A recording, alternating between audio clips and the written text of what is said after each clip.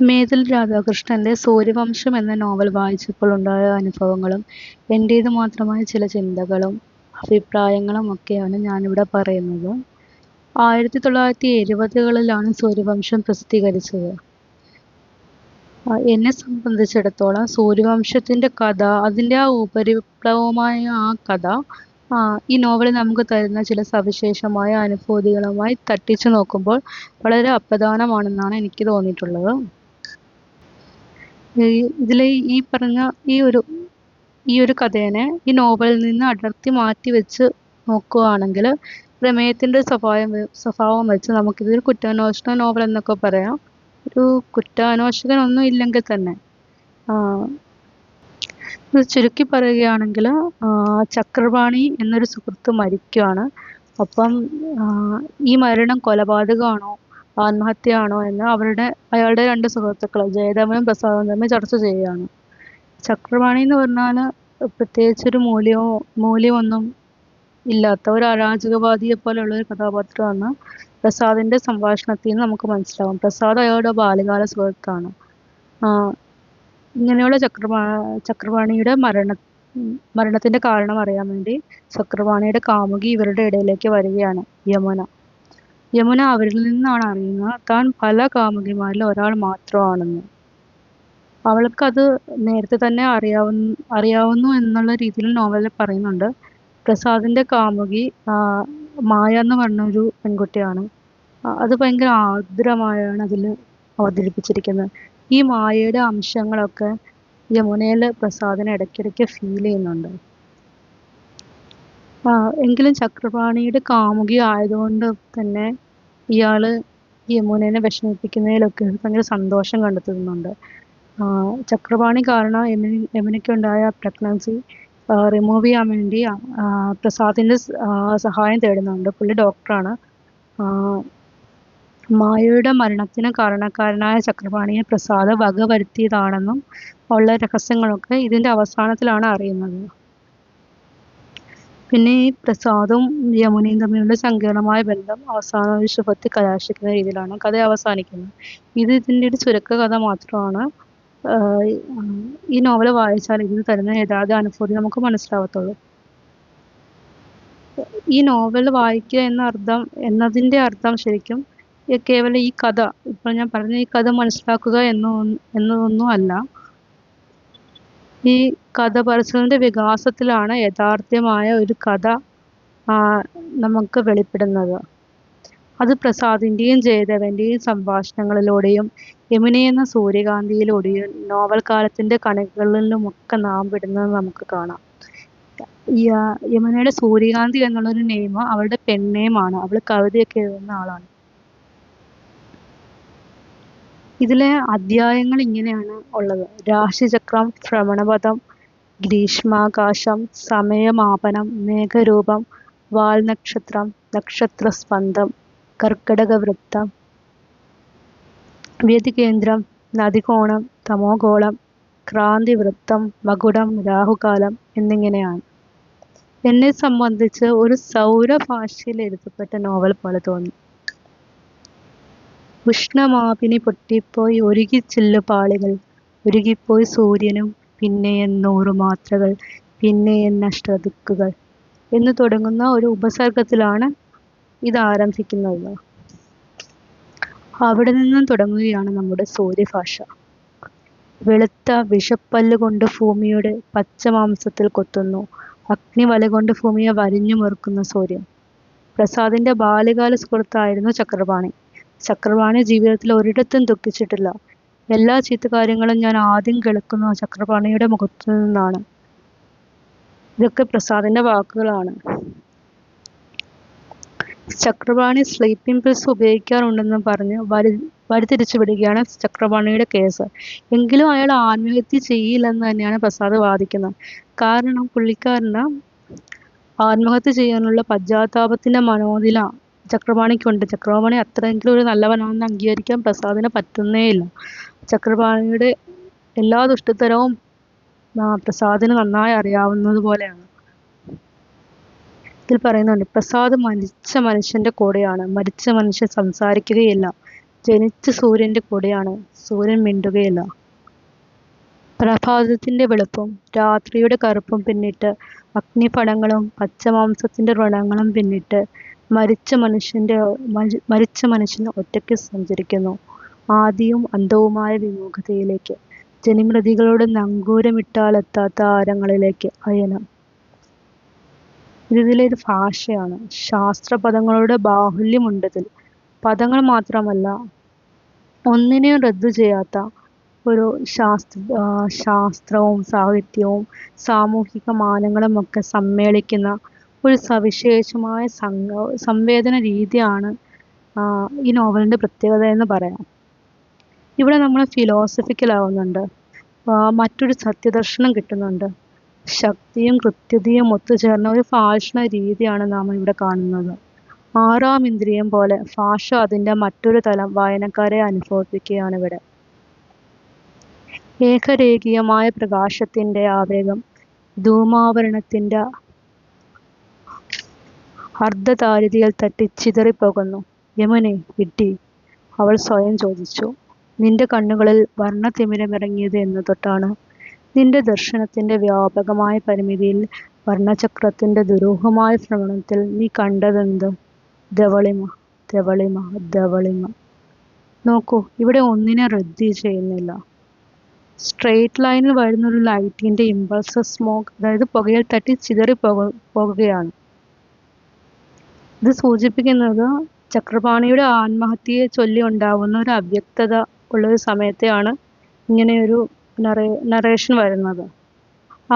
അത് ചിതറിപ്പോകുന്ന പ്രകാശമാണ്, അല്ലാതെ ചിതറിപ്പോകുന്ന പ്രകാശം പോലെയാണെന്നല്ല പറയുന്നത്. കണ്ണുകളിൽ ഇറങ്ങുന്ന വർണ്ണത്തിമിരമാണ്, ഇതെല്ലാമാണ്. ഖസാക്കിലുള്ള ഒരു ഭാഷ നമ്മൾ കണ്ടതാണ്. ഒരു മാനവിക ഭാഷയും പ്രാദേശിക ഭാഷയും കൂടിച്ചേർന്നൊരു ഹാർമണി അതിൽ നമുക്ക് കാണാം. എന്നാൽ ഇവിടെയും ഭാഷയുടെ ഒരു ഹാർമണി ഉണ്ട്. പക്ഷെ അത് മാനവിക ഭാഷയും മറ്റൊരു ഭാഷ, എന്താ പറയണ, അതിന് ഒരു അതീന്ദ്രിയമോ ശാസ്ത്രീയമോ അല്ലെങ്കിൽ എല്ലാത്തിനും ഇടമുള്ള മറ്റൊരു ഭാഷയും ഒരു മാനവിക ഭാഷയും ചേർന്ന് കൂടിച്ചേരുന്ന ഒരു സങ്കലന ചാരുത നമുക്കിവിടെ കാണാം. ഭൗതികശാസ്ത്രപരമായതും ബയോളജിക്കലായതും എക്കോളജിക്കലായതും ആയ ഒരു ഭാഷാ രസതന്ത്രമാണ് ഇവിടെ കാണാൻ പറ്റുന്നത്. മായ വാസനിക്കുന്ന പൂക്കളോട്, മായ കാണുന്ന ആകാശത്തോട്, മായ കേൾക്കുന്ന പാട്ടുകളോട്, മായ കുളിക്കുന്ന അമ്പലക്കുളത്തോട് അസൂയയാണ് പ്രസാദിന്. പുനർജന്മമില്ല എന്നുള്ളത് പരസ്പരം സ്നേഹിക്കുന്ന കുറ്റത്തിന് കാമുകന്മാർക്ക് വിധിക്കപ്പെട്ടിട്ടുള്ള ശിക്ഷയാകാം. മായ നമുക്ക് ഒരു മഞ്ഞ് പോലെയാണ്, ഒരു ഡെലൂല് പോലെ, ഒരു ഇല്യൂഷൻ പോലെയാണ്. പ്രസാദിൻ്റെ ഏറ്റവും പ്രസാദാത്മകമായൊരു ഭാവമാണിത്. മായ ഉള്ളപ്പോൾ, മായ മാഞ്ഞു പോയതിൽ പിന്നെയാണ് പ്രസാദം മറ്റൊരാളാവുന്നത്. സ്ത്രീകൾ എപ്പോഴും തെറ്റായ തിരഞ്ഞെടുപ്പാണ് നടത്തുന്നതെന്ന് പ്രസാദ് പറയുന്നുണ്ട്. മായയുമായി സ്വയം കമ്പയർ ചെയ്ത് പറയുന്നുണ്ട് താൻ മായയ്ക്ക് യോഗ്യനായിരുന്നില്ലെന്ന്. ചക്രപാണിയോടുള്ള ദേഷ്യം ഈ പ്രസാദ് യമുനയിലേക്കും വ്യാപിപ്പിക്കുന്നുണ്ട്.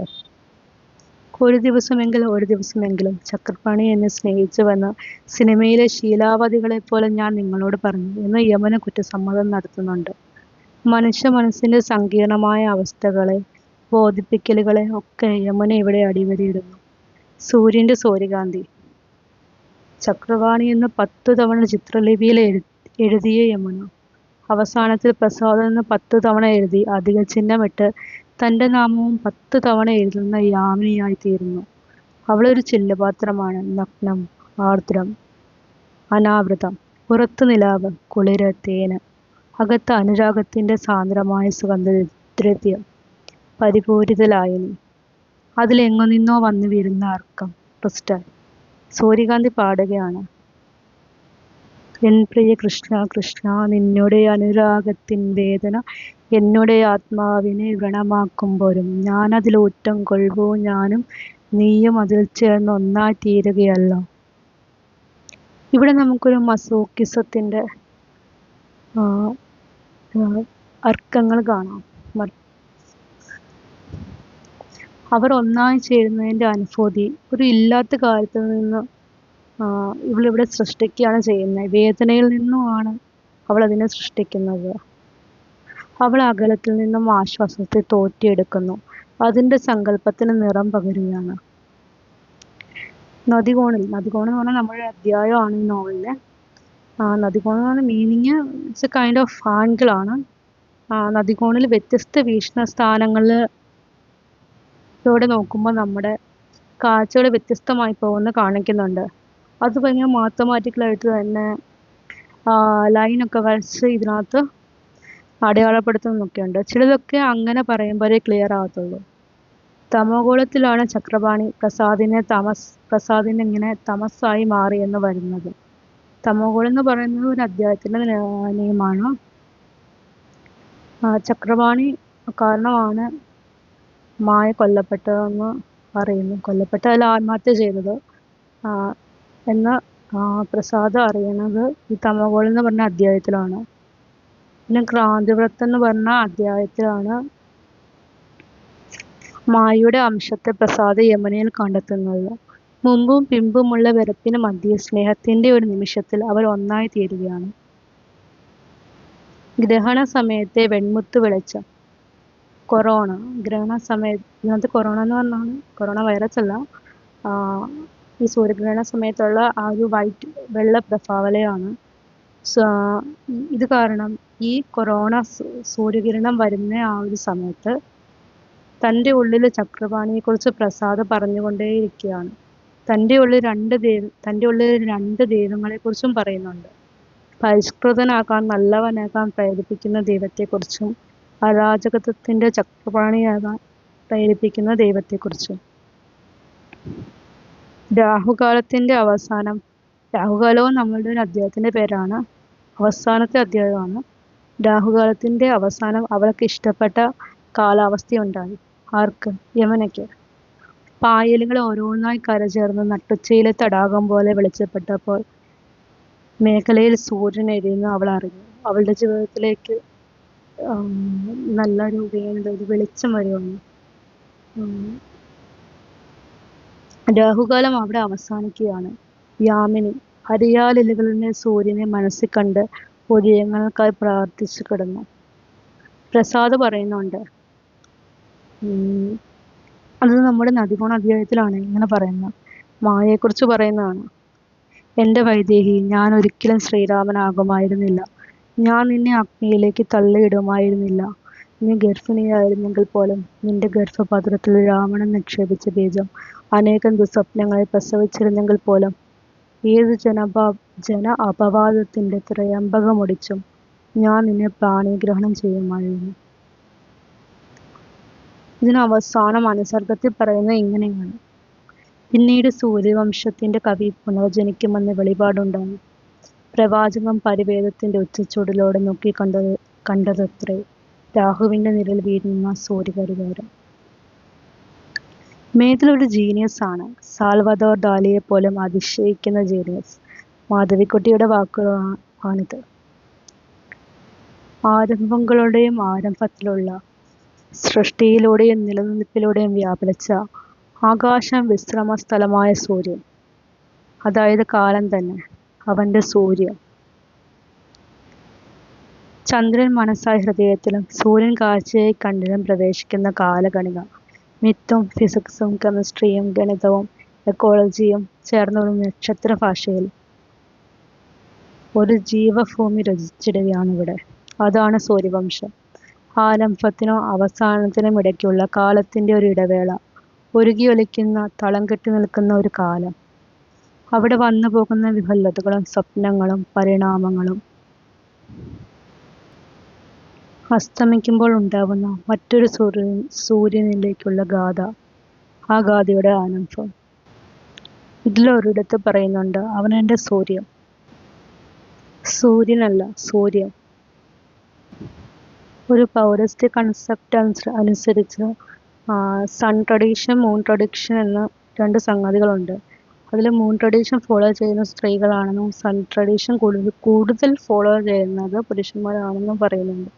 ചാന്ദ്രം എന്നതൊരു മൂൺ ട്രഡീഷനെ കുറിക്കുന്ന ഒരു വാക്ക് പോലെയാണ്. മൂൺ ട്രഡീഷൻ അങ്ങനെ ഒരു ഇതാണ്. അപ്പം ഈ ചാന്ദ്രത്തെ അറിഞ്ഞവർക്ക് സൂര്യത്തെ കുറച്ചൊക്കെ മനസ്സിലാവും. ഇതുമായി ഇതിന് ഡയറക്റ്റ് ബന്ധം ഉണ്ടെന്നോ എഴുത്തുകാരൻ അതിനെ അങ്ങനെ ഉദ്ദേശിച്ചെന്നോ അല്ല. ഇത് 70s സൂര്യവംശം പ്രസിദ്ധീകരിച്ചതെന്ന് പറഞ്ഞല്ലോ. അത് കഴിഞ്ഞ് 2 നോവലുകളും കൂടി പ്രസിദ്ധീകരിച്ച് കഴിഞ്ഞ് 20 വർഷത്തെ ഇടവേള കഴിഞ്ഞാണ് മേതില് വീണ്ടും സജീവമാകുന്നത്. മേതില് പറയുന്നത് കേട്ടിട്ടുണ്ട്, എഴുത്ത് മാനുഷികമായിട്ടുള്ളതാണ്, ടോട്ടലി മാനുഷികമാണത്. അതുകൊണ്ടാണ് എനിക്ക് സാഹിത്യത്തിൽ താല്പര്യമില്ലാതായത്. അത് മനുഷ്യനിൽ മാത്രം ഒതുങ്ങി നിൽക്കുന്നു, മനുഷ്യനെ മാത്രം സംബോധന ചെയ്യുന്നു. സയൻസ് അങ്ങനെയല്ല, അവിടെ ഓരോന്നിനും, കല്ലിനും ആനയ്ക്കും അതിൻ്റെതായ സ്ഥാനമുണ്ട്. മേതിലിൻ്റെ ആ വാക്കുകൾ മനസ്സിലാവാൻ, അല്ലെങ്കിൽ മേതിലിൻ്റെ കൃതികൾ മനസ്സിലാക്കാൻ വീണ്ടും ഒരു 20 വർഷം കൂടി എടുത്തു എന്നാണ് പറയുന്നത്. എന്ന് വെച്ചാൽ മേതിലിൻ്റെ കൃതികൾ മനസ്സിലാക്കാൻ അല്ലെങ്കിൽ അത് ഉൾക്കൊള്ളാൻ ലോകം ഒന്നുകൂടി കാത്തിരിക്കേണ്ടി വന്നു. സൂര്യവംശം കാലത്തിന് മുമ്പ് എഴുതപ്പെട്ട ഒരു കൃതിയാണ്.